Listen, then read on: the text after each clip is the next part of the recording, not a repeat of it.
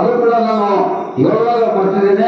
ಯಾಕಂದ್ರೆ ಈಗ ನಾವು ಕೊನೆ ಹಂತದಲ್ಲಿ ಇವತ್ತು ನಂತರ ನಾಳೆಗೆ 10 ನಿಮಿಷದಲ್ಲಿ ನಾನು ಪ್ರವಚನ ಮುಗಿಸ್ಬಿಡ್ತೀನಿ. ನಾಳೆ ಇವತ್ತು ಸಮಯ ಕೊನೆ ದಿನ ಅಂತ ನಾನು ಬರ್ಸ್ಕೊಂಡಿದ್ದೇನೆ. ಇನ್ನೊಂದು ಏನ್ ಬರ್ತದೆ ಅಂದ್ರೆ ಉತ್ತಜನ ಅಂತೇಳಿ ಇನ್ನೊಬ್ಬ ರಾಕ್ಷಸ್ ಉತ್ತಜನ ಅಂತೇಳಿ ನಾನು ಅವರು ಕೂಡ ಬಿಟ್ಟಿದ್ದೇನೆ. ಈ ಉತ್ತಜನ ಅಂತಂದ್ರೆ ಏನು? ಯಾಕಂದ್ರೆ ಈ ಇಸ್ಕಾನ್ ಟೆಂಪಲ್ ನಲ್ಲಿ ಹೋದ್ರೆ ಅಥವಾ ಎಲ್ಲಿ ಹೋದಾಗ ಸರ್ ಯಾಕೆ ಈ ಘಟನೆ ಹೇಳಿಲ್ಲ ಭಾವನೆನ ಬರಬಾರ್ದು. 30 ದಿವಸಗಳ ಕಾಲ ನಾವು ಏನ್ ಮಾಡಿದ್ವಿ ಅಂದ್ರೆ ಭಗವದ್ಗೀತೆ ಇವತ್ತೇ ಬಂದಿದ್ದೇನೆ. ಎಲ್ಲ ಭಗವಾನ್ ಶ್ರೀಕೃಷ್ಣ ಪವಾಡಗಳು ಭಗವಾನ್ ಕೃಷ್ಣನ ಲೀಲೆಗಳನ್ನ ಸಂಪೂರ್ಣವಾಗಿ ಇಟ್ಕೊಂಡು ನಾನು ಪ್ರವಚನ ಮಾಡಿದ್ದೇನೆ. ಅಲ್ಲಿ ನಾವು ಉತ್ತಜನ ಎಂಬ ಅವನು ಕೂಡ ರಾಕ್ಷಸ. ಆಗ ಕಂಸ ಏನ್ ಮಾಡ್ತಾನೆ, ಗೋಕುಲ್ ಕಳಿಸ್ಬಿಡ್ತಾನೆ. ಏನಂದ್ರೆ ಹ್ಯಾಂಗಾರ ಮಾಡಿ ಉಪಾಯ ಮಾಡಿ ಆ ಮಗುವನ್ನ ಕೊಂದು ಹಾಕುವ. ಆಗ ಉತ್ತಜನ ಏನ್ ಮಾಡ್ತಾನೆ ಅಂದ್ರೆ ಆ ಗಾಡಿ ಕೆಳಗೆ ಆಡ್ಕೊಂಡು ಬಿಡ್ತಾನೆ. ಕಳೆದಪ್ಲೆ ಗಾಡಿ ಅಂದ್ರೆ ಎತ್ತಿನ ಗಾಡಿ ಹತ್ರ ಕೆಳಗೆ ಕುಂತಿರ್ತಾನೆ. ಭಗವಾನ್ ಕೃಷ್ಣನಿಗೆ ಕಾಯ್ತಾ ಇರ್ತಾನೆ. ಹೇಗಾದ್ರೂ ಬಂದು ಈ ಮಗುನ ಕೂಸಲನ್ನ ಕುತ್ತಿ ಕಮಸ್ಬಿಡ್ಬೇಕು ಅಂತ. ಆಗ ಸಾಕ್ಷಾತ್ ವಿಷ್ಣುನ ರೂಪ ಭಗವಾನ್ ಕೃಷ್ಣ. ಆಗ ಗೊತ್ತಾಗ್ತದೆ ಏನಂತಂದ್ರೆ ಇವ ಆಡ್ಕೊಂಡು ಕುಂತ ಗಾಡಿ ಕೆಳಗ ಅದು ಬಂದ್ಬಿಡ್ತಾನೆ. ಭಗವಾನ್ ಬಂದ್ಬಿಟ್ಟು ಆಡ್ಕೊಂಡು ಬಂದಾಗ ಅದು ಉತ್ತಜನ ಎಂಬ ರಾಕ್ಷಸ್ ಕುಂತಿರ್ತಾನೆ. ಪಟ್ನೆ ಹಿಡಕ್ ಹೋಗ್ತಾನೆ. ಅವನಿಗೆ ಕೂಸಿಗೆ ಹಿಡಕ್ ಹೋದಾಗ ಜಾಸ್ತಿ ಹೋಗ್ಬಿಡ್ತಾನೆ. ಜಾಸ್ತಿ ಹೋಗ್ಬಿಟ್ಟ ಎತ್ತಿನ ಗಾಡಿ ಏನ್ ಮಾಡ್ತದೆ, ಎತ್ತರಕ್ಕೆ ಹೋಗಿ ಕೆಳಗೆ ಬಂದ್ಬಿಡ್ತದೆ.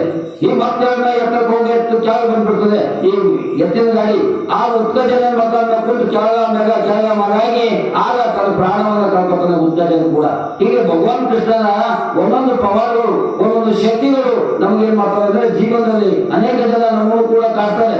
ಎಲ್ಲೋ ಕುಂತು ನಮ್ಗೆ ಮೋಸವನ್ನು ಮಾಡ್ತಾರೆ. ಎಲ್ಲೋ ಕುಂತು ಅವ್ರು ನಾವು ಏನು ಮಾಡೋದಿಲ್ಲ. ಈ ಸೊಳ್ಳೆ ಇದ್ದಾಗ ಸಗಣಿಗಳಿದ್ದಾಗ ಅವ್ರು ನಾವು ಏನು ಮಾಡೋದಿಲ್ಲ. ಅದು ಬಂದ್ತಸ್ತವೆ. ಹಾಗೆ ಭಗವಾನ್ ಕೃಷ್ಣನಿಗೆ ಕೂಡ ಬಾಲ್ಯದಲ್ಲಿ ಕಂಸ ರಾಜ ಏನ್ ಮಾಡಿದಂದ್ರೆ, ಯಾಕಂದ್ರೆ ಕಂಸದ ರಾಕ್ಷಸ. ಆ ರಾಕ್ಷಸ ಮಿತ್ರ ಹಂಗೆ ಸಾರ ಸಜ್ಜನ ಸಂಘ ಲೇಸ ಕಂಡಯ್ಯ ದೂರ ದುಡ್ಡನ ಸಂಘ ಬಂದವಯ್ಯ ಸಂಘ 2 ಉಂಟು 1 ಇದೆ. ಎಂಥವ್ರ ಸಂಘವನ್ನು ಬರ್ತೇವೆ ಹಂಗೆ ನಮ್ಮ ಜೀವನದಲ್ಲಿ ಆಗ್ತದೆ. ರಾಕ್ಷಸ ಮೂಲಕವಾಗಿ ಏನಾಗಿದೆ, ಕಂಸ ರಾಕ್ಷಸ ಇದ್ದ. ಆ ರಾಕ್ಷಸನ ಮಿತ್ರಗಳೆಲ್ಲ ರಾಕ್ಷಸರಾಗಿದ್ರು. ಹಾಗಾಗಿ ಆ ರಾಕ್ಷಸರೆಲ್ಲ ಭಗವಾನ್ ಕೃಷ್ಣನ ಕಡೆ ಆಗಮಿಸಿ ಇದು ಕೂಡ ಪ್ರತಿಫಲ ಆಗಲಿಲ್ಲ. ಯಾಕಂದ್ರೆ ಭಗವಾನ್ ಕೃಷ್ಣ ಧರ್ಮ ರಕ್ಷಕ. ಪರಮಾತ್ಮ ವಿಷ್ಣುನ ಅವತಾರ, ವಿಷ್ಣುನ 8ನೇ ಅವತಾರ ಯಾರಿಗಿದ್ದಾರೆ, ಭಗವಾನ್ ಕೃಷ್ಣನಾಗಿದ್ದ. ಹಾಗಾಗಿ ಸಾವಿರಾರು ಕೋಟಿಗಳು ಲಕ್ಷ ಏನು ಭಗವದ್ಗೀತೆಯಲ್ಲಿ ಬರ್ತದೆ, ಲಕ್ಷ ಗಂಟೆ ಸೂರ್ಯನ ಅವನ ಬಾಯಿನ ಹೊರ ಬರ್ತಾ ಇರ್ತಾರೆ. ಸೂರ್ಯ ಭಗವದ್ಗೀತೆಯಲ್ಲಿ ಕೃಷ್ಣ ವಿಷ್ಣು ರೂಪ ದರ್ಶನ, ವಿರಾಟ್ ರೂಪ ದರ್ಶನ ಮಾಡ್ತಾನೆ. ನಿನ್ನ ಕಣ್ಣುಗಳು ಕಾಣೋದಿಲ್ಲ, ನಾನು ಒಂದು ಕಣ್ಣು ಕೊಡ್ತೀನಿ ಅರ್ಜುನಿಗೆ ಅಂದ್ರೆ ಬೇರೆ ಕಣ್ಣು ನಾನು ನಿಜವಾದಂತ ನಿನ್ನ ಅಭಾಸನೆ ಮಾಡ್ತಾರೆ. ಮೂರರು ನನ್ನ ಚೇಷ್ಟೆ ಮಾಡ್ತಾರೆ, ನನ್ನ ದೇವರಿಲ್ಲ ಅಂತಾರೆ, ನಗುತ್ತಾರೆ. ಅಂತವ್ರನ್ನ ನಾನು ಇನ್ನೂ ಕೂಡ ಅದರಲ್ಲಿ ಒಬ್ಬನಾಗಿದೆ. ನಿನ್ನ ಕಣ್ಣಿನ ನಾನು ನೋಡಕ್ಕಾಗಲ್ಲ, ನಾನು ನಿನ್ನ ದಿವ್ಯ ದೃಷ್ಟಿಗಳನ್ನು ಕೊಡ್ತೇನೆ. ನನ್ನ ನಿಜವಾದಂತ ರೂಪವನ್ನು ನೋಡಿದಾಗ ಅರ್ಜುನ ನೋಡ್ತಾನೆ, ಹೋಗಿ ತೋರಿಸಿದ್ದೇವೆ ದೋಷ ಮಿತ್ರ ಅಂತ ಹೇಳ್ತಾನೆ. ಆಗ ಇಡೀ ಲಕ್ಷ ಗಂಟೆ ಸೂರ್ಯ ಚಂದ್ರಗಳೆಲ್ಲ ಬಾಯಿನ ಹೊರಗೆ ಬರ್ತಾ ಇರ್ತಾರೆ, ಹೋಯ್ತಾ ಬರ್ತಾರೆ. ಎಲ್ಲ ರಾಕ್ಷಸಗಳೆಲ್ಲ ಹಲ್ಲುಗಳ ಪುಡಿಯಾಗಿ ನುಗ್ತಾ ಇರ್ತಾರೆ. ಇಡೀ ಬ್ರಹ್ಮಾಂಡವನ್ನ ಕಾಣ್ತಾ ಇರ್ತದೆ. ಅಂತ ಅದ್ಭುತವಾದಂತ ದೃಶ್ಯವನ್ನು ನೋಡಿ ಅರ್ಜುನ ಅಂತನ, ಪ್ರಭು ನಿನ್ನ ರೂಪ ಬೇಡ, ನನಗೆ ಭಯ ಆಗ್ತಾ ಇದೆ. ಇಂಥ ರೂಪ ಇಡೀ ಬ್ರಹ್ಮಾಂಡವನ್ನೇ, ಇಡೀ ರಾಕ್ಷಸರು ದೇವತೆಗಳೆಲ್ಲ ನಿನ್ನ ಬಾಯಲ್ಲಿ ಓಡಾಡ್ತಾ ಇದ್ದಾರೆ. ನಿನ್ನ ಮುಂದೆ ಅಪಾರವಾದಂತ ನನ್ನ ಕಣ್ಣುಗಳು ಸಾಕು. ನಿನ್ನ ನೋಡಕ್ ನನಗೆ ಆಗಲ್ಲ. ನಾನು ಮತ್ತೆ ನಿನ್ನ ನಿಜವಾದಂತ ರೂಪವನ್ನು ತೋರಿಸು.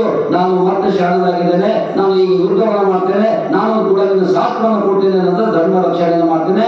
ಧರ್ಮದ ಉಳಿವಿಗಾಗಿ ನಾನು ಕೆಲಸ ಮಾಡ್ತೇನೆ. ಕೌರವರು ಅಧರ್ಮರಾಗಿದ್ದಾರೆ, ಅವ್ರ ನಾಶವನ್ನು ಮಾಡ್ತೇನೆ. ಯುದ್ಧದಲ್ಲಿ ಕಡೆ ಆಗ್ತೇನೆ ಅಂತ ಹೇಳಿ ಕುರುಕ್ಷೇತ್ರದಲ್ಲಿ ಸಿದ್ಧನಾಗ್ತಾನೆ. ಯಾವಾಗ ಅರ್ಜುನ.